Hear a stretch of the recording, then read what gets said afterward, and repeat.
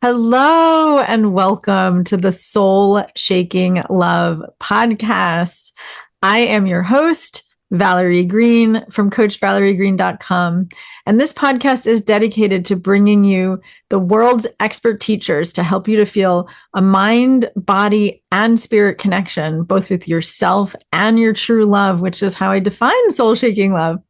And so today, I am incredibly excited to bring you transformational woman-centered love coach, Ashley Fuller Rubin, to the show. Hi, Ashley. Hi, Valerie. Hi, everyone. Great to be here.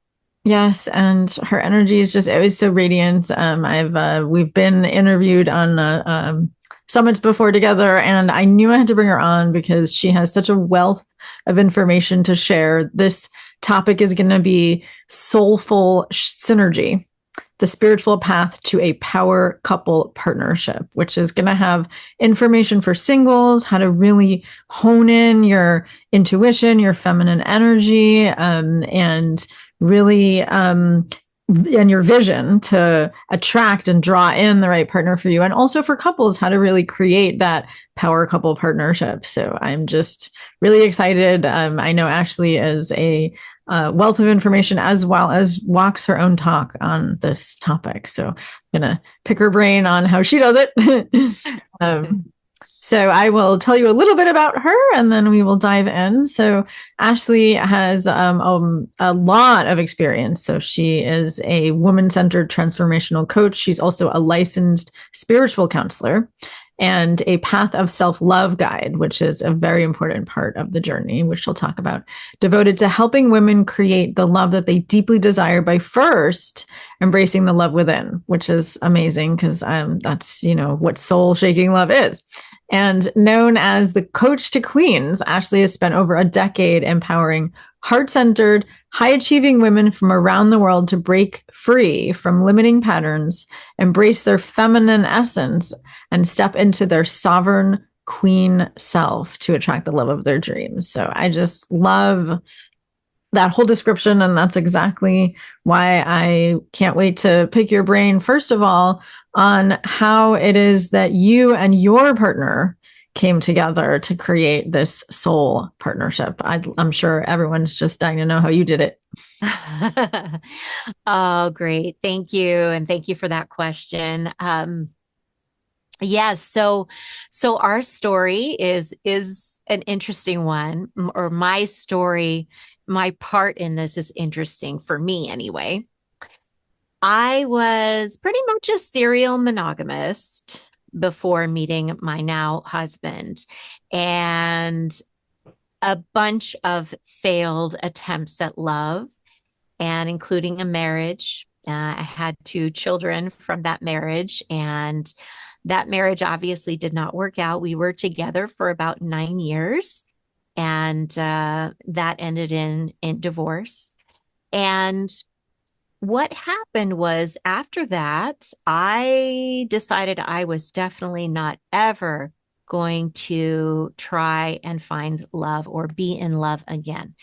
I just felt like this is just not in the cards for me. It was just so painful time and time again and never Hmm. end well. And I didn't have models of love in my life. So I just thought that, almost like there was something in my DNA that I just was not meant to have the kind of love that I could see in the movies. It seemed like Mhm. people had it, or I would hear this rare example of Yeah. a couple that had a beautiful love. And so I was actually challenged. I was working for a company called Evolving Wisdom, and they have a program or an area, a realm called the Art of Love. Maybe you've heard of it. Oh, yes. I actually love that course. I highly recommend it. Oh, great, wonderful. Yes, the work that comes out of Evolving Wisdom is just awesome. And I became over time the Art of Love community director. Amazing. Crazy, right? As a single woman, divorced woman who Right. had no interest in finding love, I did become the Art of Love community director, and I was beginning to coach women because I had become a woman-centered coach. I knew how to support women with transforming her life, their lives. And there was this opportunity to step into being the Art of Love community director. Now I was supporting women in the area of love. And Mm, I felt completely out of integrity. I was just, are you sure you want me to do this? right. And It sounds like that I, takes a lot of courage, knowing that, gosh, I couldn't really make this work in my own life. How do I help other women? Although, as you know, coaching is about asking powerful questions, not yes, having to know the answer. But still, I can that's imagine that right. felt like a lot of cognitive dissonance, like, ah. Oh, you said it. You said it very well. Yes, it felt like a lot of cognitive dissonance. And even though I knew I could support women with transforming out of those old stories, I still felt like, oh my gosh, am I really the right person to be doing this? And Dr. Claire Zamich, who's one of the founders of Evolving Wisdom, and a great mentor of mine, she challenged me. She said, well, why don't you apply all of the teachings? Why don't you just put some of these principles to use in your own life and see what happens? And let's be like have you blog about your journey and send it out to everybody. And so I agreed reluctantly. I thought, okay, what have I got to lose? And so on the journey, I uh, started out with visioning for love. I started looking at why I would attract in unavailable men, and started doing all the things, and was falling down many times, even on the transformational journey, which I know that you know this, Valerie, because you do this work. Go So it's like ahead. you, right? It isn't like you set your intention and then it's a straight line to love. You Right. know, Wouldn't that be there's, nice? wouldn't that be nice? So I was falling down in a very public way now. I Right. think we had about 100,000 people on our email list. Oh my God. And I so wanted to be like, to come through and find this magnificent love. Well, it didn't happen immediately. And after some really just relationships that went, they just kind of blew up in my face a little bit. Mm-hmm. I decided, oh my gosh, you know what? The common denominator here in all of this is me. Even though that's what the journey was about, was turning within and looking at my own self and my stories, it really hadn't sunk in fully yet that it was Sure. really all about me. It's And not it's a hard pill to swallow. I it mean, really is. Yeah, coaches, we're like, wait a minute. Oops, nope, it's my responsibility. Yep. Not completely. easy. Not easy. But I finally did take a hard look at myself, and I started to see, oh wow, what I got to at the core of my being was I'm unlovable. Hmm. I had this deep belief that was the truth of me, that I really couldn't be loved. Hmm. And so I decided that what I needed as medicine for this is to actually learn how to love myself. Now, self love, and you know this because I've listened to some of your episodes, it's not like a thing that you just arrive at and it's done. It's like any Mhm. other relationship, right? It takes tending. Exactly. Right. I mean, it's just as difficult as a relationship with another person. Exactly, exactly. But once I realized that, I knew I had to be on that path. And I did start to feel differently. So I was starting to love myself. And about 6 weeks into that, like really intentionally loving myself in all the ways I could figure out how to do. It was like I woke up one morning and I just felt so good. And I thought, gosh, I have so much love in my life. It was like seeing with new eyes, Mm. eyes of love. I could see I have a great community. I have great work. I have wonderful friends. I have a spiritual family. I have amazing daughters who are the lights of my life. I have so much love. This was the first time I felt really filled up with love. And Wow. I announced to the universe, okay, I have so much love in my life. I don't need to go looking for a guy. I do believe that Mm. he's out there, but he's going to have to land in my lap. Exactly. Or it's like, I'm gonna not work so hard to try to find it, right? That's what I'm hearing. Yeah. But the interesting thing is that's how I said it. Hmm.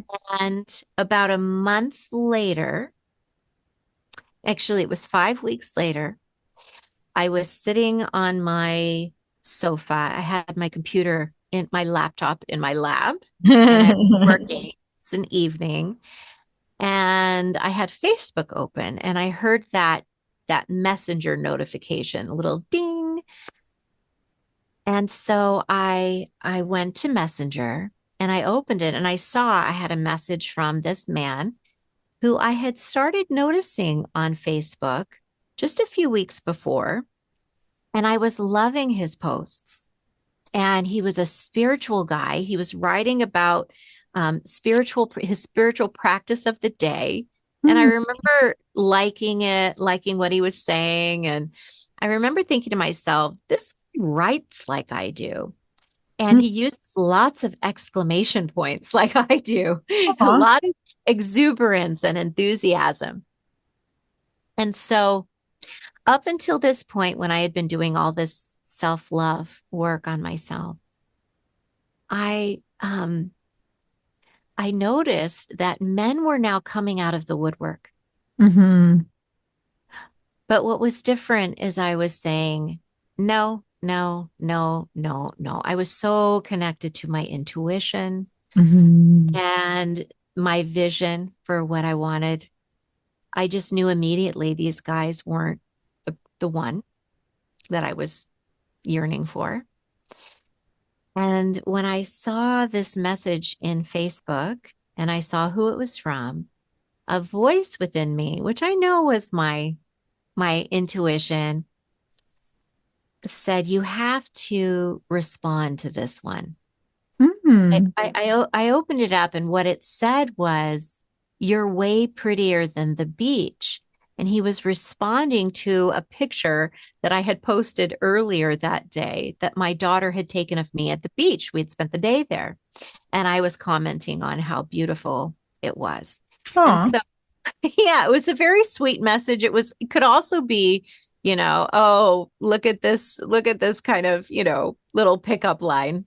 And I Right. could, Yeah. It's right? From a, obviously what it was, but it sounds like you'd already made a connection with his yeah, personality. And so it's not like he was saying that, yeah, meeting in a bar, like, you yeah, knew yeah, you yeah. shared the same values. Yeah, exactly. So I had that intuitive knowing I needed to respond. So I did. I wrote him back and I said, thank you. And I've really been enjoying your posts. And so he wrote right back and he said, I'm building an online sanctuary.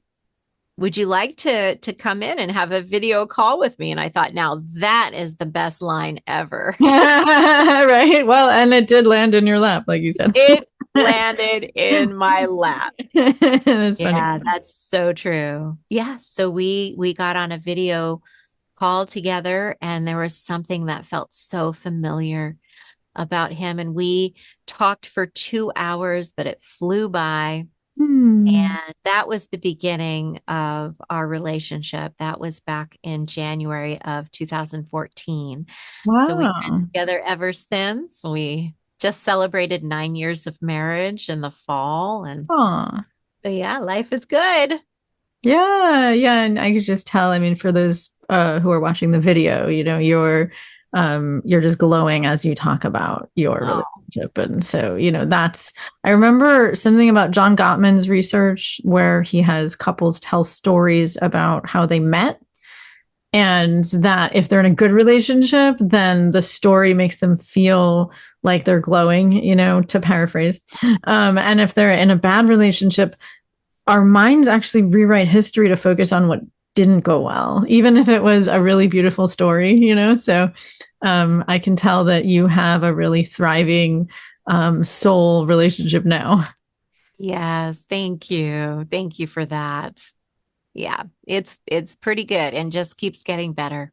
Yeah. And so, I mean, I love what you said, because even though I'm sure you left out a lot of the challenging parts, you did acknowledge how challenging it was before you felt self Mhm. love. And I look forward to asking you more questions about your journey to discover self love later in the interview. But what I want to point out now is just the profound shift that before you felt, okay, I am unconditionally loving myself, because before that had been your blind spot.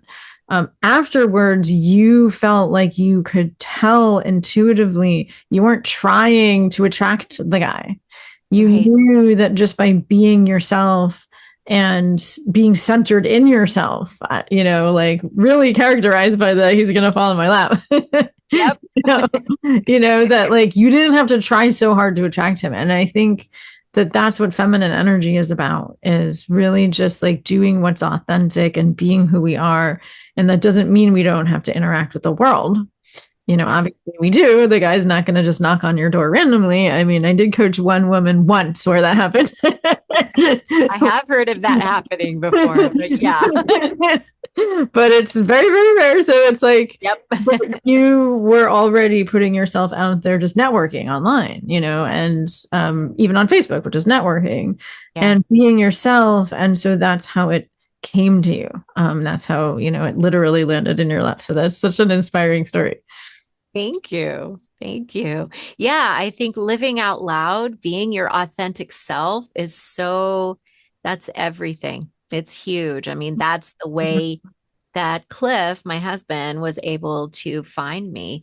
And in fact, he was in Ohio at the time, and I was in Los Angeles. Oh, So wow. kind of the equivalent of the random, knock on the door and there he is, because we were completely in other parts of America, in the States. So it was pretty Wow. right, I mean, right. I'm curious, how did you navigate that? Did you visit each other often? Did you have a plan from the beginning, that one of you would move? I mean, not from the beginning, but once you realized that it was Yeah. serious. Well, it's interesting you should say from the beginning, because, he and I, once we had that first conversation, we were pretty much talking together every day. He wanted that. He was definitely uh, in that pursuing mode, and I was in receiving mode and encouraging uh, Yes. those connections, for the feminine. Yes. Um, but one of the things he said, it was pretty early on. He said, I just want you to know, because we were feeling really good about each other. But he said, I don't like Los Angeles. It is one of the last places I would ever want to be. And I just let him know. And he knew I had two daughters and I was co parenting my daughters, and they are so much my everything. And they were young. And I said, I'm co parenting my children.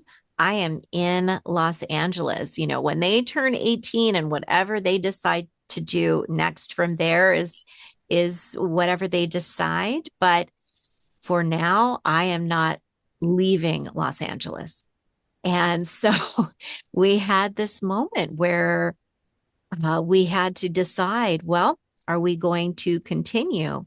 And I said to him, I have profound faith and trust in whatever this is. So I am open and wanting to explore it and see where it goes. And he just kind of looked at me and he said, well, all right. And so 6 months later, he moved out to Los Angeles Oh, wow. and building our life together ever since. Oh my gosh. I mean, I'm sure we could probably make the entire interview about like, how you navigated um, his resistance and or how he navigated his resistance and, needs versus strategies and how you can harmonize differences and preferences.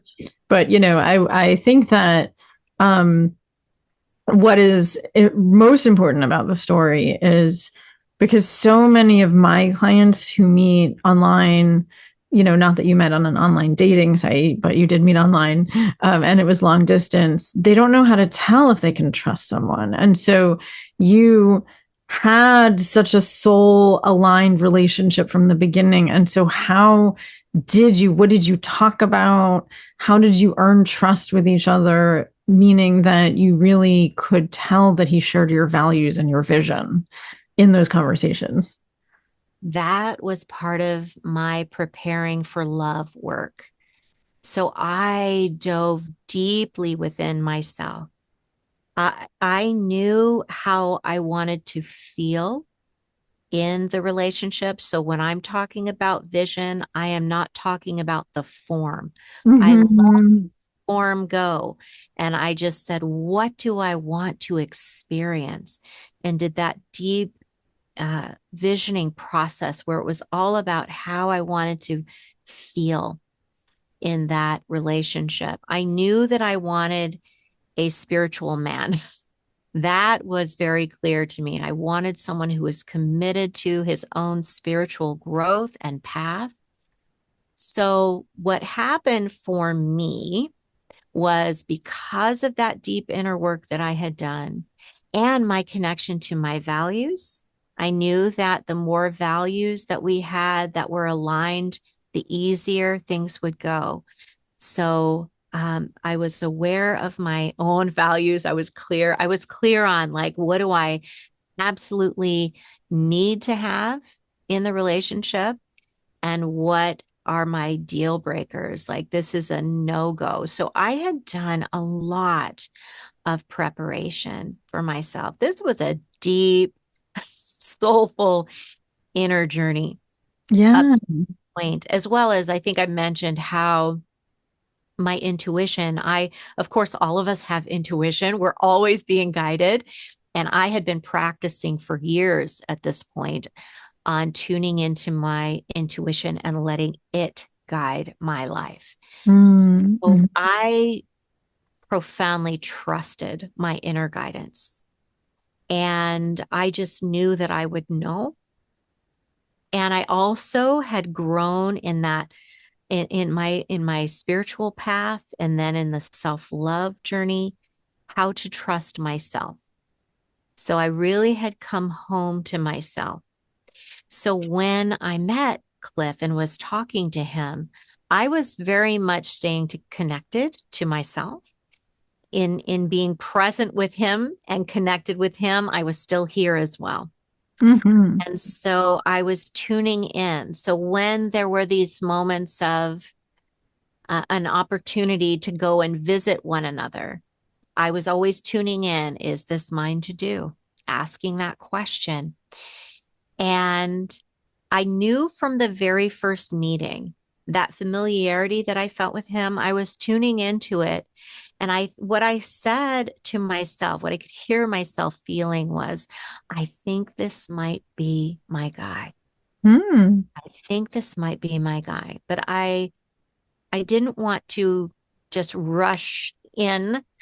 I wanted to continue feeling it out first, but everything was a green light from the beginning. And I kept getting that yes. That doesn't mean that it was completely smooth at all, because we did bump up against things, which was a good thing. We needed to bump up against some things to really know if this was going to work and to see how we were with each other when we bumped into each other. Exactly. Yeah. I mean, I think that's important to talk about because a lot of the other dynamic that a lot of my clients get into is that it feels really good.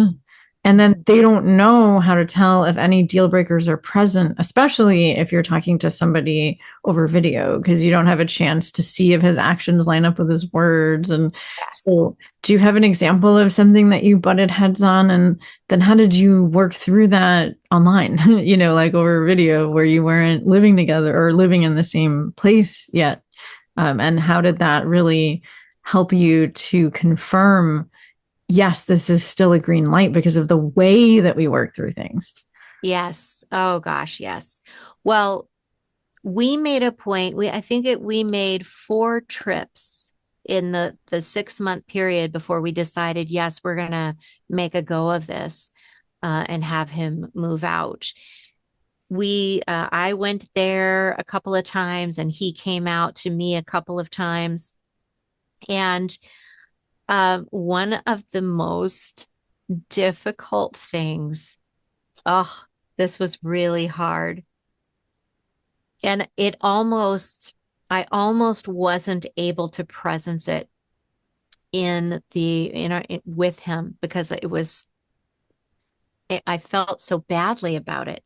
But I knew that how he would respond would say a lot, and I had no idea how he would respond to it. But I have a very strong sense of smell, Mhm. and my husband had halitosis at the time, not anymore, but at the time.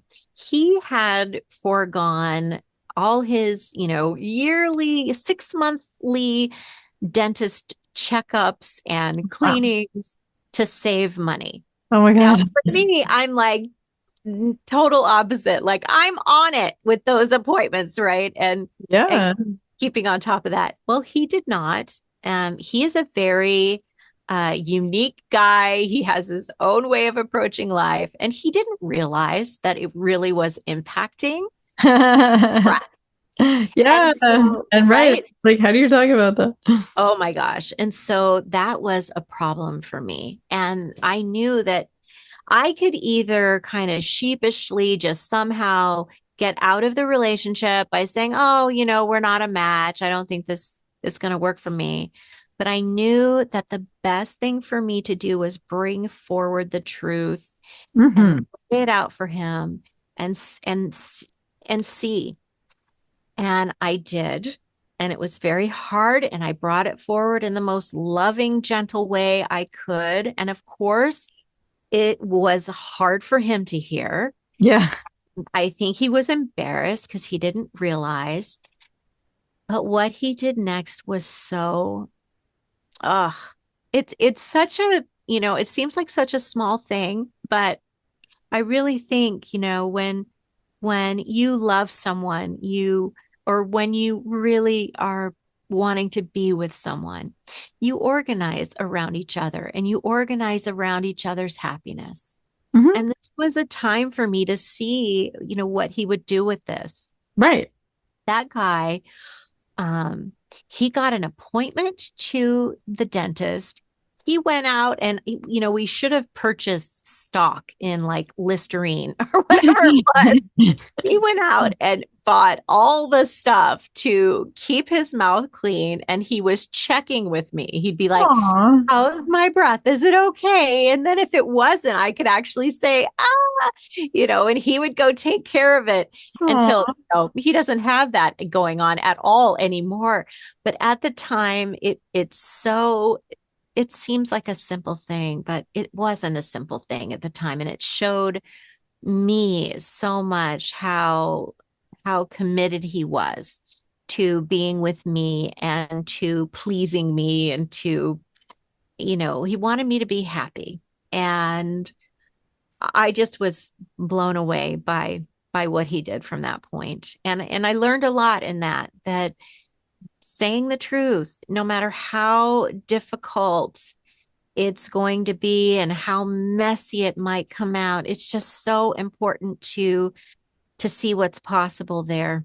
That Exactly. right, that Especially when you're before you're married. I think it's equally yes. important when you're married. Oh, But I Oh, think a yeah. lot of people don't really say the harsh truths in a kind way, like you did, of course, when they're dating because they don't want to push the person away and want to push the person away if they're not right for you. If saying the truth in a heart centered, caring, kind way is going to push them away, then they're not the right person for you. And so it takes a lot of courage in order to do that, especially with something so sensitive. Yeah, it really did. But I brought it forward because I knew there was something special between us that I had to see. I really, it really would have been a deal breaker for me. It was very uncomfortable, Yeah.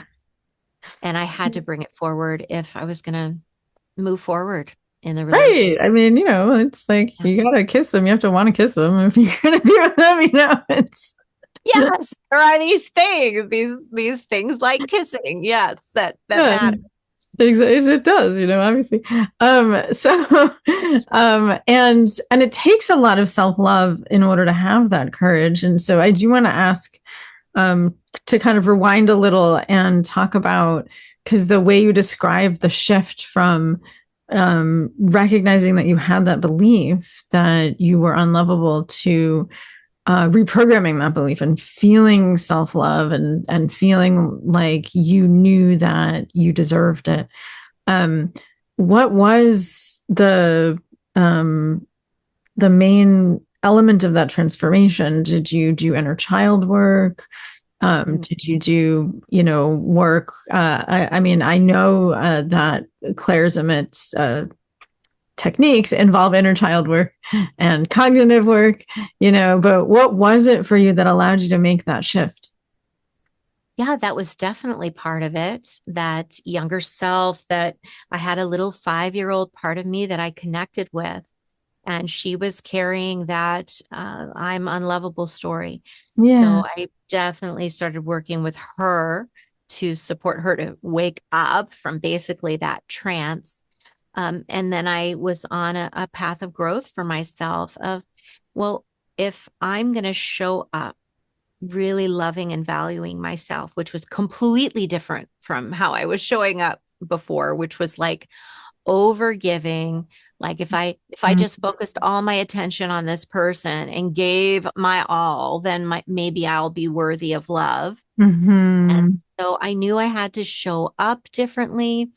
um, Part of that change in how behaviorally I showed up differently was simply by standing in the truth I had come to about myself, which is essentially an affirmation like, I am deeply loved by all of life. Mm. I am deeply lovable and worthy of being cherished and adored and held and worthy of an extraordinary love. And Yeah. so that I just kept knowing, and I kept saying in a way that's kind of in the vein of Louise Hay's work, in Mm-hmm. her mirror work, but also just in the affirming, like affirmations, saying over and over again. So standing in that place, I was showing up completely differently. And those things had a huge impact Absolutely. on my self-love journey. Yeah. Thank you for sharing that. Yeah, because I can feel as you're saying it the shift and how Mm. profound it was to go from because all these beliefs are unconscious. Yeah. And we don't know that it's not true to say, like, well, I have to earn it, I have to prove it, versus recognizing, oh my gosh, I have this belief and reprogramming it. It has to be a practice. And it sounds like you do have a very strong spiritual practice as well. Very, very much so. Yes, I actually became a minister recently. I'm a licensed minister Oh, amazing. on my spiritual path. That's for Centers for Spiritual Living. Mm-hmm. And that this path is one of oneness, knowing the oneness of all of us, all of life. It's knowing love, that you could just replace God with love. And that's pretty much where my spiritual path is. It's all around love. Yeah. And so meditation, yeah, absolutely. and prayer and honestly, relationship, relationship as spiritual path.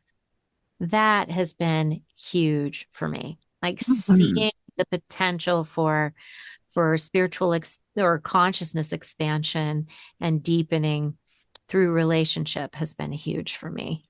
Absolutely, yeah. And I'd love to hear more about that. Like, how is it that, like, what are, the key distinctions or practices or mindsets that you and Cliff bring to your relationship that solidify it as a spiritual partnership? And how do you use relationship for spiritual practice? In many ways. And I guess where I'll start with that is that when he and I came together, I used to just say it's a mission and vision aligned Mm-hmm. part because it is.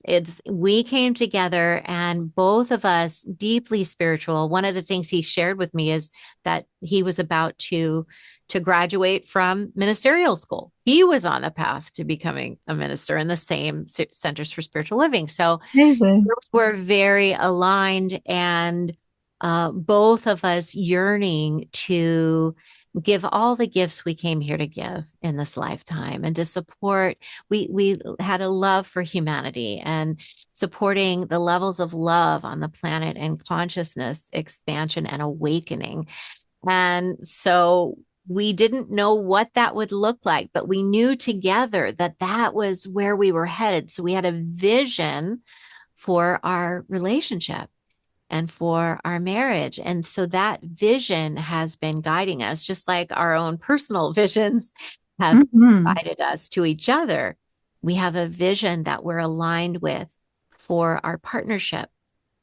And so we've been supporting each other. And when I say soulful synergy, it's really about the two of us have become more of who we are and who we came here to be because of our partnership. And we feel that for both of us in what we're doing in our lives now together and also on our individual paths but very much under the umbrella of our marriage is far more than we could have ever done on our own. The synergy of us and who Mm-hmm. we are has created something larger than either one of us could ever Exactly. be or the relationship.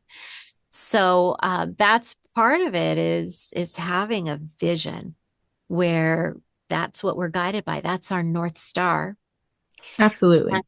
Yeah, it's also being intentional together. So we value our partnership. We both very strongly value family. So our kids and extended family and our spiritual family are all very important. So we don't bump heads in those areas. But what we do see is that where we do bump up against each other, we always see that as opportunity.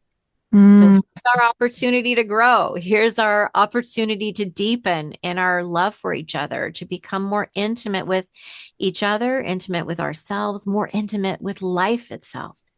So those where we've bumped up against not against. It's more like bumping into each other. Like, I like oh, this isn't working for me. It's not like we just got on this train and it's been smooth sailing. I think when you have the deep container of great love this is a profound opportunity for your own spiritual growth and expansion because all your stuff comes up Yep. because suddenly you're like in a deep container of love. And so all the things that no longer fit there, Yep. all the old wounds, right? You know this, they all come up. And so, um, at the beginning of our relationship, when we were really, all the stuff was coming up, there were moments where I was like, I didn't sign up for this. I Not really consciously. not consciously. And what I kept doing was, and here's part of the spiritual path, I kept turning to my intuition and I would say, is it mine to do to still stay with this guy? Mm, Getting the yes, kept getting the yes, even though that was perplexing at times because we were struggling in the beginning. I just faithfully stayed with my intuition. And I'm so grateful that I did that. That's part of it being a spiritual path is being connected to my soul and my soul's intention. So I mm, never just threw in the towel when it got hard. I tuned in and kept getting the yes. And thankfully, it's exactly where we were, bumping up against each other that, or where it was hard, that grew both of us exponentially, more growth than we could have done on our own because it was healing inside of relationship where you're in that bubble of love where you're so vulnerable and seeing each other fully um, and it's been a remarkable journey and because it's been a spiritual path together I'm so grateful that I stayed tuned into my intuition so that I stuck with it when it yeah. was because now it's amazing. Now every once in a while we'll come against something that we're there's a difference, a different preference or a different sensibility around something. And we can laugh thing like we just move through it now. It's just like it's really fast and it's like I said earlier, it just keeps getting better. I feel closer to this man than ever. I'm more in love with him than ever. Mm, The romance part of it is just like that part is a sweet icing on the cake. It's the depth that we mhm. experience, the depth of our love that we experience that is so beautiful and witnessing each other's lives having each other's backs, being the greatest support to expand and have courage. There's something about having that person there with you that supports you and having the courage to step into the unknown and the uncertain to grow yourself and be fully who you came here to be, which is what both of us are yearning for and having that awakened consciousness. Yeah. So yeah, I think I said a lot there. I hope I answered like you're asking of me.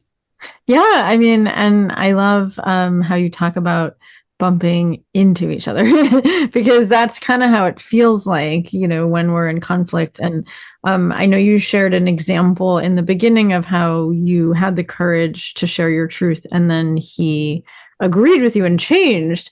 And that now, when you speak your truth about something that he might not agree with, that you can move through it so quickly. Do you have any tools or practices that help you to move through it quickly? Like, not that, this is a teaching interview, but maybe a mindset like conflict is a way to get to know his needs better or something like that, that really helps you stay connected to that feeling of love, even when it feels so frustrating that you want different things. Yeah. We have both of us share this. We have the mindset of seeing each other as our teacher. Mm-hmm. So knowing that coming back to, I think I said it earlier, when we bump into each other, we view it as opportunity. And it's either opportunity to heal something within us or opportunity to grow more intimate with one another, grow closer. There's or something I haven't thought of yet. There's an Mm-hmm. opportunity there for growth. There's always looking at it like there's always a higher place for us to stand than this place where we're bumping into each other. Obviously, there's something here. There's something that wants to be released or expressed or is emerging or unfolding that maybe we haven't been able to see just yet.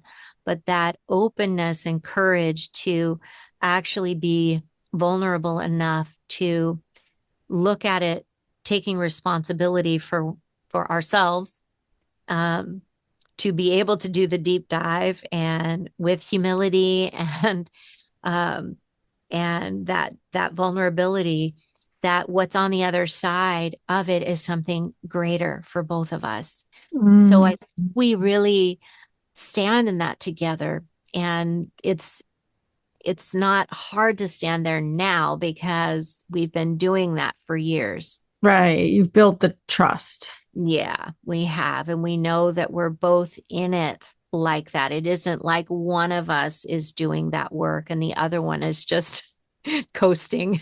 Right, right, right, exactly. Right. That Yeah, could get really old, and that probably would fall into that pattern of overgiving. If you're the one who's looking at how can I grow, and the other person is just staying the same, then it's not going to work. exactly. Yeah. I think you did a wonderful job in the beginning of talking about how when you were first when he was first courting you, because we haven't talked a lot about feminine energy, but that's, I what you allowed to happen, that you asked those tough questions about your values and your mindset, and that you were aligned on that you wanted to use these times that you bumped up against each other or as an opportunity to grow and learn. And, Yeah. it's in really co-creating that dynamic and having the courage to make sure that this was that kind of partnership, that now Yeah. you can reap the fruits where it's easier. Right. Exactly. Exactly. Yeah. I think one of the I mean, cultivating the feminine was cultivating the playfulness, of course, also, and being the in receptivity to receive.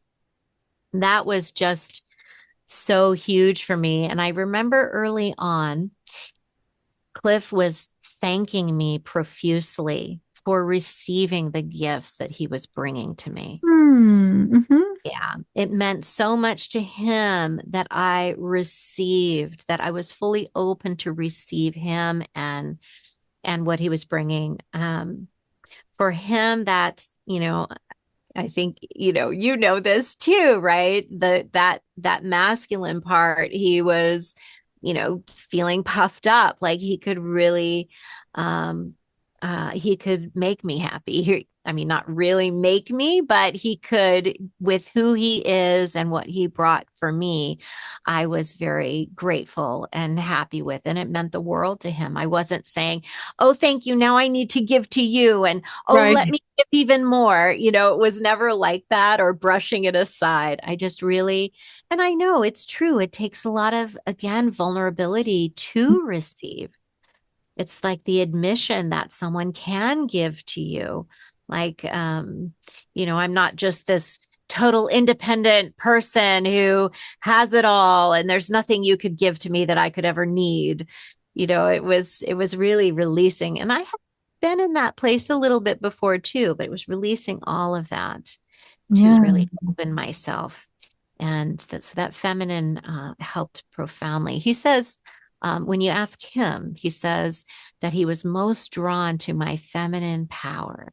Right. Yeah. And because Mm. all of us, I mean, most of us say that we want to receive, but then when there's this guy who we're actually attracted to giving to us, and we consider that all we need to do is appreciate it and be happy, it feels like we're not doing enough if we don't really believe we deserve it. And so then there's all these beliefs to work through, which it sounds Yeah. like you want to do. Oh my goodness. Beliefs and behavioral patterns. Like I had a huge conflict avoidant pattern. Mm, And one of the things that we were dealing with at the beginning of our relationship was as we grew more in love together and more, vulnerable, his anxiety was coming up, mm, his own patterns of having an anxious attachment style. And that anxiety was out picturing as wanting me to be right near him at all times. He just didn't want me out of his sight. And I was very conflict avoidant. He's very direct. He's a New Yorker. He's like in my face.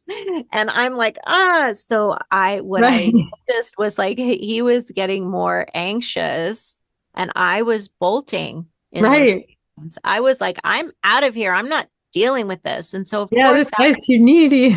right. He's too needy. That's exactly what I was saying. And so that would inflame more anxiety, which would cause me to want to be out the door more and away from him and needing space. And so it dawned on me that, oh my gosh, the more I'm running, the more he's freaking out and the more upset I'm getting and so forth. And so I had this realization I have to do the opposite of what feels right for me to do. I have to go against that old pattern of avoidance. And so I just made a commitment to myself and the relationship because again, I kept getting the yes. So if I keep getting the yes, then I need to do whatever I can to create a relationship where we are actually having a good time together. Right. Right? And so I realized my part in this dynamic. And so I started to just plant myself. If something was coming up and he was anxious and he was needing to talk about it and he was very direct and in my face, it took like this was like turning a huge ship around. It was like that much energy where I just promised myself I'm staying right here with him. I know that his feeling safe with me depends on me just firmly planting my feet, turning toward him. And we knew that we'd done the 4 love languages. So we knew what our love languages were. I knew that in his top 2 was physical touch. And so it was hard. It was like pushing through like wet cement or something, but I made myself reach out to him. Seems so crazy. Like you love this person. Of course you're going to reach out to him. But my pattern was avoid. It's dangerous. This is not good territory if somebody is upset and confronting. But I did Yeah. that and I started to put my hand in the beginning just on his arm. And for me, it was also like, I'm just staying here right with him. I'm putting my hand on his arm.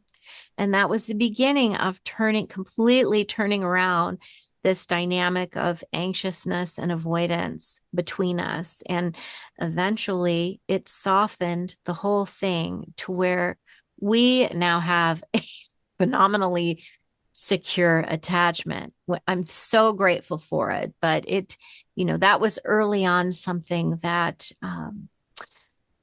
I committed to that staying with him, and then it ultimately supported him, and he made his own commitments around supporting us to create the secure attachment that we knew that we needed to have if we wanted to build the kind of relationship that we felt was possible. Yeah. And we did that. So I'm very happy to say. Yes, yes, and that's a wonderful example, because especially being so astute that I love how you said that it didn't feel right, but you knew your intuition was telling you yes, because that's such a subtle distinction. It didn't feel right according to your old patterns. And Yep. because you were so intuitively connected, you knew that your old patterns didn't serve you. And so even though it didn't feel right to your old patterns, it still felt right intuitively. That's such a really good example demonstrating that, because that is, in my opinion, what it means to use relationship for spiritual growth, that we're connected to our intuition, but we're living at the edge of our comfort zone. We're not doing Yes. comfortable. And, it's really uncomfortable, because I work a lot with attachment, and I know how uncomfortable it is for the anxious person to learn how to self-soothe and trust, and for the avoidant person to learn how to get beyond their comfort zone and be affectionate and be empathic and be present to strong feelings and needs, and it's not easy, but it takes that commitment to love and to growth in order Yep. to be able to stay at that edge of your comfort zone and work through that together. And so that's just such a beautiful example. Yeah. Thank you. Thank you.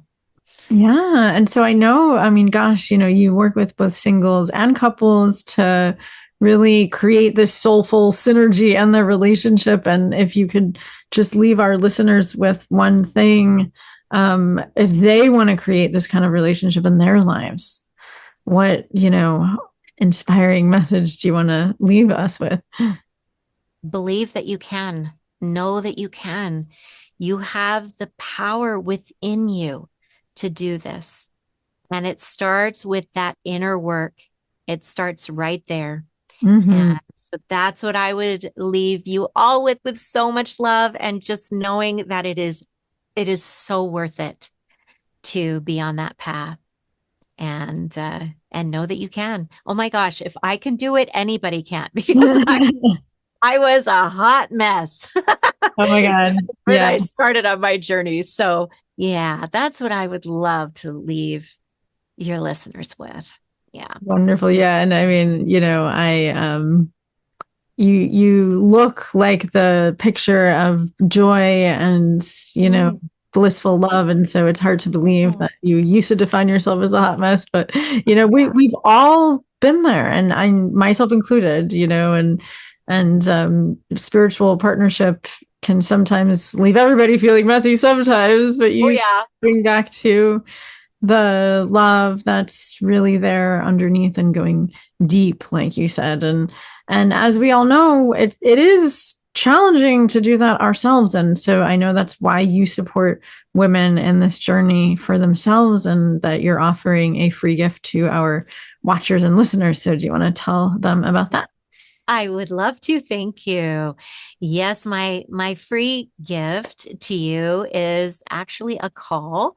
It's I call it the Extraordinary Love Assessment call. It's like a discovery call where we have a conversation together and just look at what's happening in your life. What we look at those patterns and beliefs that may be lurking under the surface that you aren't even aware of, to start to see how you can transform that all of that stuff. And so I love helping with this. I love bringing potent medicine, and awareness is key to transforming all of that old limiting stuff.